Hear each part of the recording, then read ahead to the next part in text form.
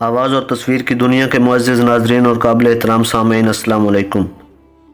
میں تمام دوستوں کو دل کی گہرائیوں سے خوش آمدید کہتا ہوں، اور میری دعا ہے اللہ تعالیٰ سے کہ آپ اور آپ کے اہل خانہ جہاں بھی ہوں گے خوش بھی ہوں گے اور محفوظ بھی۔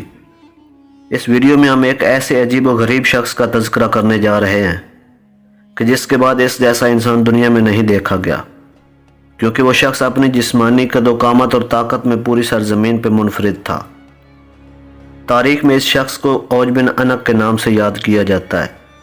یہ شخص اتنا لمبا تھا کہ سمندر میں جاتا تو ڈوب نہ سکتا تھا، اونچے اونچے پہاڑ اور درخت بھی اس کے سامنے کچھ نہ تھے۔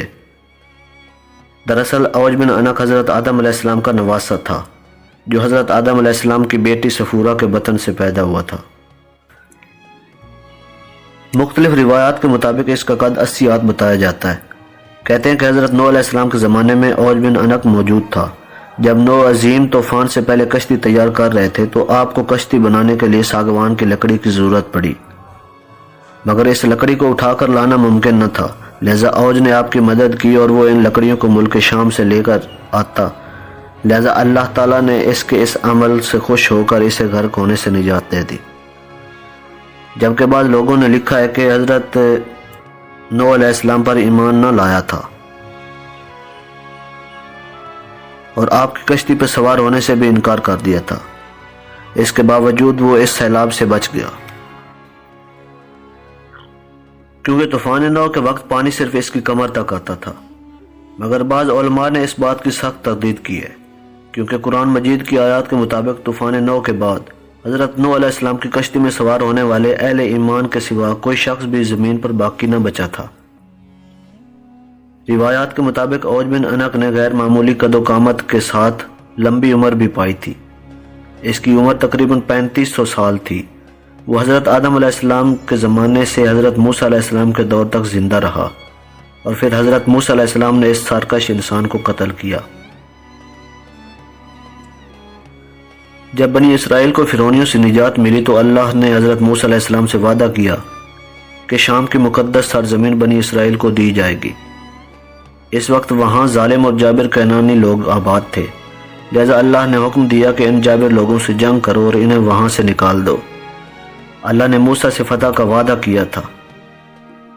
حضرت موسیٰ علیہ السلام پر حکم جاری ہوا کہ بنی اسرائیل کے 12 قبیلوں سے 12 افراد کو چن لیا جائے اور انہیں سردار منتخب کر لیا جائے۔ لہذا حضرت موسیٰ نے 12 سرداروں کو چنا اور ان کو لے کر کینان پہنچے۔ آپ نے ان کو شام کی طرف بھیجا کہ وہاں جا کر ان ظالم حاکموں کی خبر لیں اور انہیں دعوت حق پہنچائیں کہ یہ مقدس زمین ہمیں عطا کی گئی ہے، سو اب تم لوگ ہماری اطاعت کرو۔ اگر انہوں نے انکار کیا تو جنگ سے خبردار کر کے آ جاؤ۔ اس وقت وہاں کا حاکم اوج بن عنق تھا۔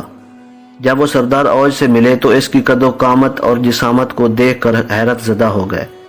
پھر انہوں نے اسے اللہ کا پیغام پہنچایا۔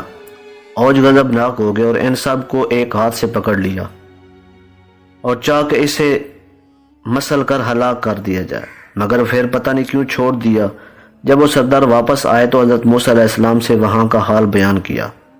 جب بنی اسرائیل کو شام کی فوج کی طاقت کے بارے میں پتہ چلا تو حضرت موسیٰ علیہ السلام سے کہا کہ بے شک وہ ایک زبردست قوم ہے، ہم تو نہیں جانے والے یہاں تک کہ وہ وہاں سے نکل نہ جائیں۔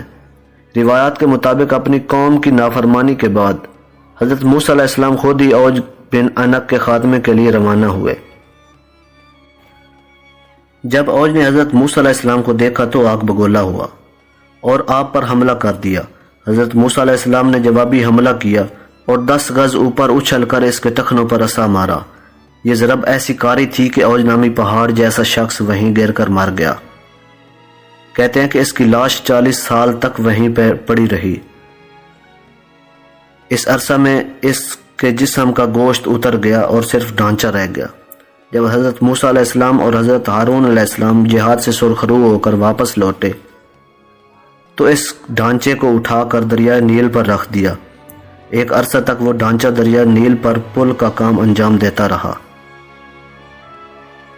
مخلوق کتنی ہی طاقتور ہو، مگر جب اللہ کی پکڑ ہوتی ہے تو اس کی قوت ریت کی مانند ہو جاتی ہے اور بعد والے لوگوں کے لیے نشان عبرت بن جاتی ہے۔ مجھے امید ہے آپ کو یہ ویڈیو پسند آئی ہوگی، اور اسی امید کے ساتھ آپ سے اجازت چاہتا ہوں کہ اگر سانسوں نے مہلت دی تو ایک نئی ویڈیو کے ساتھ حاضر ہوں گا۔ اللہ ہو آپ کا حامی و ناصر۔ خدا حافظ۔